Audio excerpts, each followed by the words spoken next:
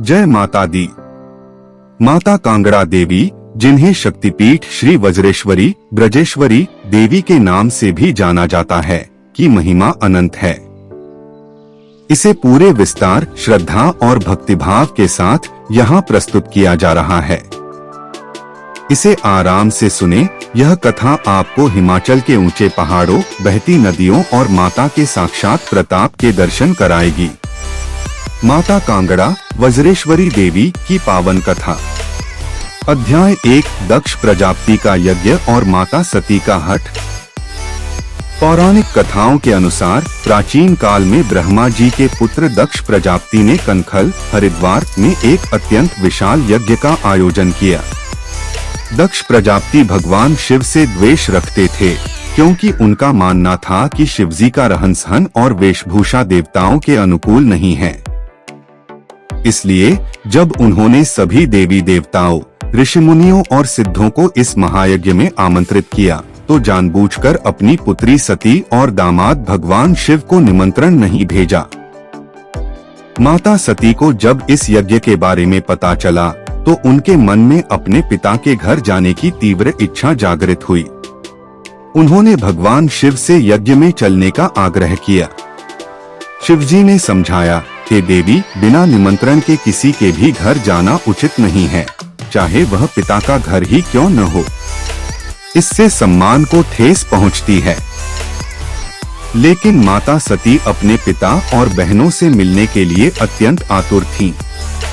उनके बार बार हठ करने पर भगवान शिव ने उन्हें शिवगणों, नंदी आदि के साथ जाने की अनुमति दे दी। अध्याय 2, यज्ञ विध्वंस और माता सती का आत्मदाह। जब माता सती अपने पिता के घर पहुंची, तो वहां किसी ने भी उनका आदर सत्कार नहीं किया। केवल उनकी माता ने उन्हें स्नेह से गले लगाया।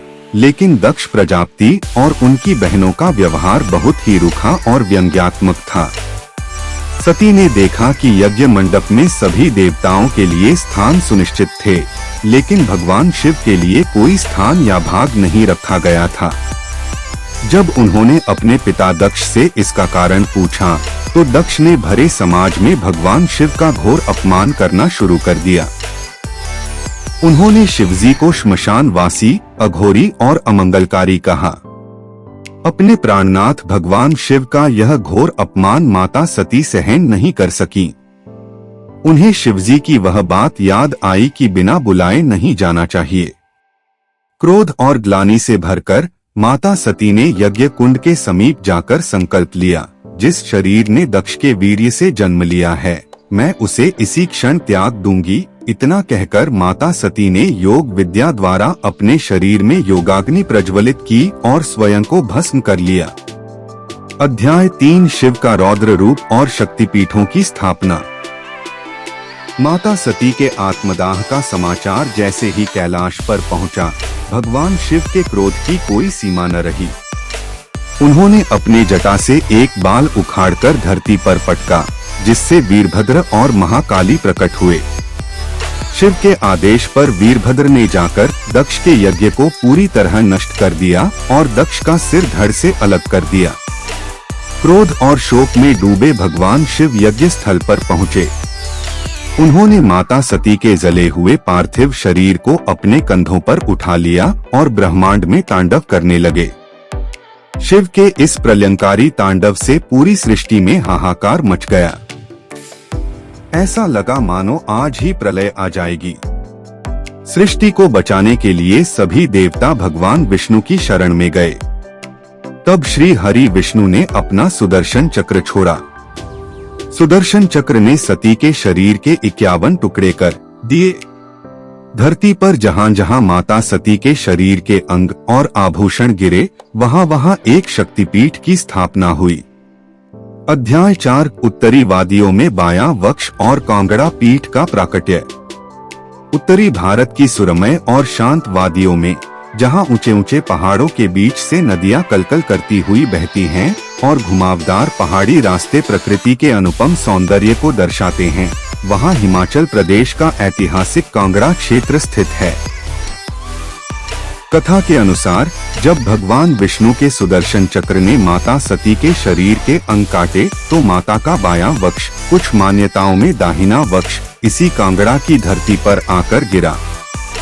जिस स्थान पर यह पावन अंग गिरा वहां माता एक पिंडी के रूप में प्रकट हुई।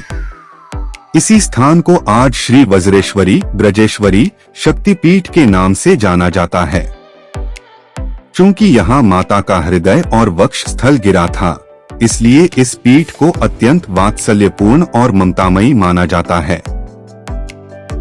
यहाँ माता अपने भक्तों की पुकार उसी प्रकार सुनती हैं, जैसे एक माँ अपने रोते हुए बच्चे की आवाज सुनकर दौड़ पड़ती है।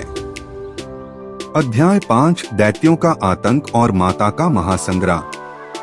सतयुग में जालंधर नामक एक अत्यंत शक्तिशाली और क्रूर दैत्य का आतंक बहुत बढ़ गया था। उसने देवताओं को स्वर्ग से निकाल दिया और ऋषि मुनियों पर अत्याचार करने लगा।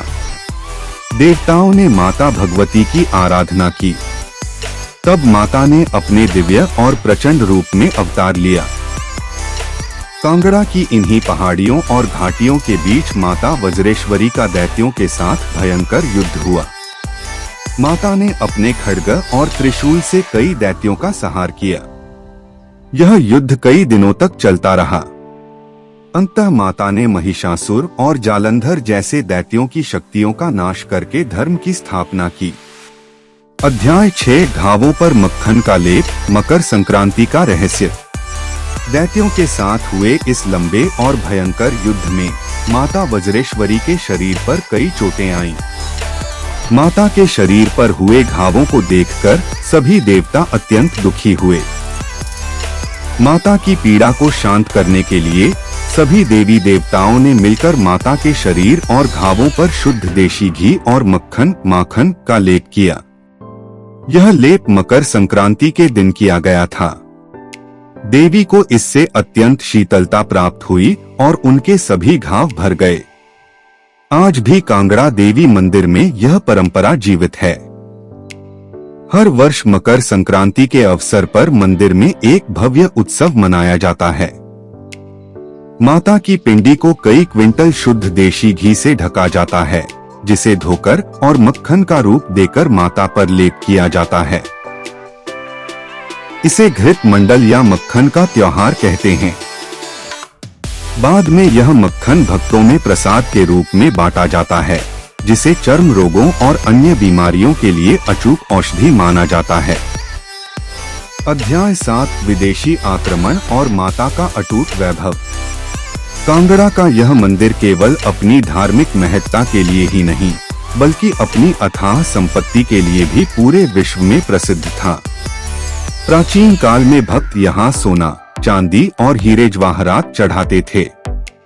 इस अपार धन संपदा की खबर सुनकर 1009 ईस्वी में महमूद गजनवी ने इस मंदिर पर हमला किया। उसने मंदिर को लूटा और मूर्तियों को खंडित किया। उसके बाद फिरोज शाह तुगलक और तैमूर लंग जैसे कई विदेशी आक्रांताओं ने इस पवित्र स्थान को निशाना बनाया। 1905 में आए भयंकर भूकंप ने भी मंदिर की इमारत को पूरी तरह मलबे में बदल दिया था, लेकिन माता के प्रति भक्तों की आस्था कभी नहीं डिगी।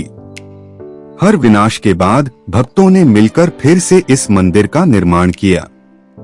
आज जो भव्य मंदिर हम देखते हैं, वह माता की शक्ति और उनके भक्तों के अटूट विश्वास का साक्षात प्रमाण है। मंदिर की वास्तुकला में हिंदू, सिख और मुस्लिम निर्माण शैलियों की झलक मिलती है, जो इसे सर्वधर्म समभाव का प्रतीक भी बनाती है। कथा का महात्म्य फलश्रुति। जो भी भक्त सच्चे मन से माता कांगड़ा वज्रेश्वरी देवी की इस कथा को पढ़ता है, सुनता है या दूसरों को सुनाता है, माता उसकी सभी मनोकामनाएं पूर्ण करती हैं। यह कथा मन से भय और दरिद्रता को दूर करती है। माता अपने भक्तों के जीवन में आने वाले हर संकट को उसी प्रकार नष्ट कर देती हैं, जैसे उन्होंने दैत्यों का नाश किया था। जो कोई भी माता के दरबार में आकर उनके पिंडी रूप का दर्शन करता है, उसे धर्म, अर्थ, काम और मोक्ष की प्राप्ति होती है। बोलिए साचे दरबार की जय।